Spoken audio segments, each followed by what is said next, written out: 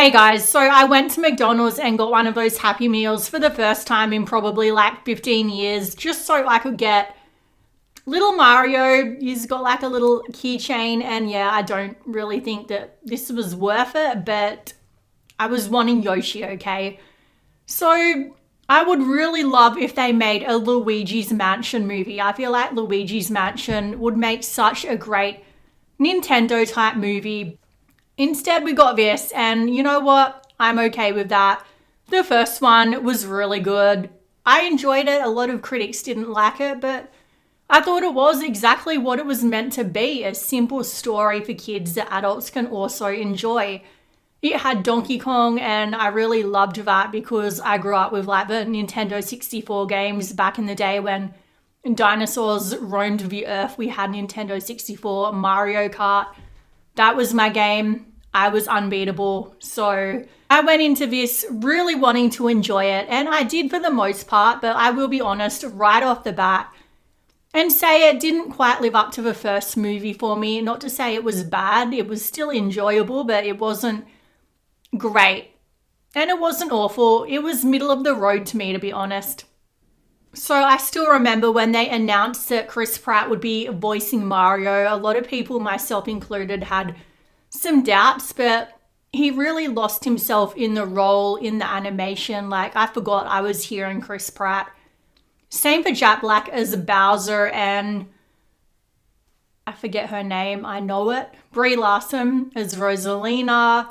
Anya Taylor-Joy, another actress I really like. She is in, I say another actress, I don't like Brie Larson so much as I like Chris Pratt and Jack Black. And yeah, I really feel like she also did a great job. I couldn't tell that I was hearing Anya Taylor-Joy. But then it came to Charlie Day. So I'm a It's Always Sunny in Philadelphia fan, and all I could hear was Charlie from that show. So that was a little hard for me to lose myself in that. But anyway, that aside, I think the voice acting was pretty good.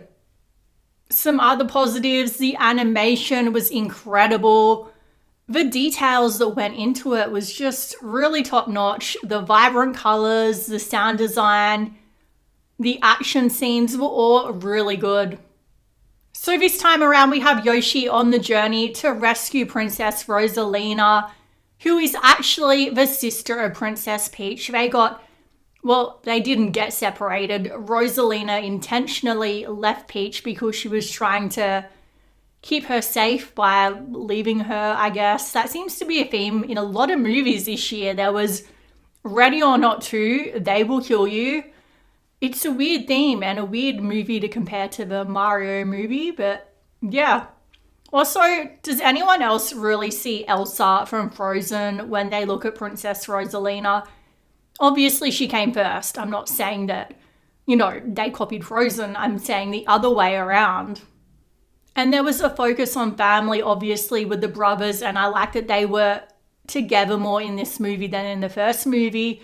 We didn't have a Luigi as the damsel in distress this time. He was with his brother. That was great to see them together. Bowser Jr., obviously, Rosalina and her sister reconnecting. Rosalina and her Lumas, which were adorable.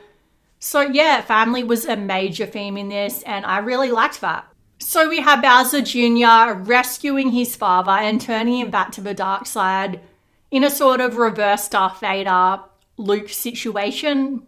Well, I guess Darth Vader never actually turned his son evil, so that doesn't really make sense. But anyway, Bowser Sr. is back on the dark side and joins up with his son to take down Mario and everybody.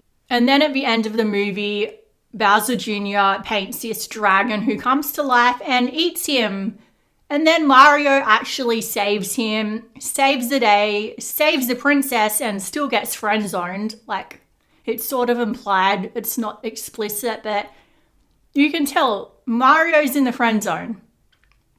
But yeah, what sort of movie would this be if they didn't save the princess? I mean, that would be an ending you wouldn't see coming if she actually died, but yeah, that's not going to happen in a kid's movie. So one of the main critiques I see critics giving this movie is the storyline was too simplistic, and I'm like, are we not watching a Nintendo movie made for kids, though there is adults only screenings? Anyway, weird bit of information there. I guess you don't want kids talking.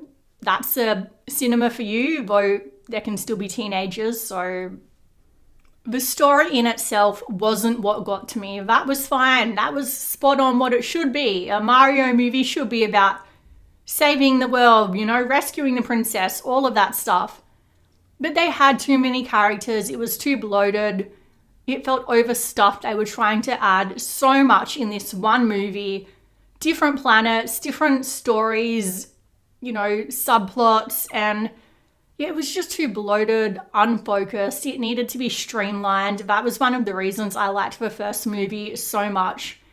And obviously this is a cash grab. It's, they make it to make money. That's obvious, but still, it shouldn't feel this obvious. It felt like this whole movie was to set us up to get us from point B to point C. Point C being what comes next. And they weren't actually focused on this, on creating a compelling story. Look, it was refreshing to see a movie with no agenda in it. It's sad that I even have to add that in these days, but after the whole Faraway Tree situation, if you haven't seen my Faraway Tree review, basically I feel like a lot of kids' movies have unnecessary messaging, and this was just refreshing. It was just there to entertain and have fun, but at the same time, I just feel it dropped the ball on a few things. It could have been a lot better if they just fixed up the story, streamlined it, focused it a bit. So we do have a mid-credit scene and a post-credit scene. The mid-credit scene was my favorite. It featured the blue Luma, and I really wish he was in more of the movie. He was in a bit of the first movie. Just make this guy a main character. He's so funny with his little nihilistic characteristics, and he was guarding the jail Bowser and Bowser Jr. were in, trying to escape and failing to escape. Star Fox had just left them, so I don't know if that's sort of possibly leading into something more with Star Fox. I'm not going to even talk about that because I really don't know much about that character. I admit that. So he must have been a character that came later on, a lot later, I presume, after Nintendo, so 64, so. And in the end credits scene, we have Princess Daisy. There's this monkey that goes around stealing people's bags, and Princess Daisy rescues someone from the mischievous monkey, and so obviously they're setting it up there for a Mario 3 movie or an expanded universe, some show or whatever with Mr. Fox, Star Fox, whatever.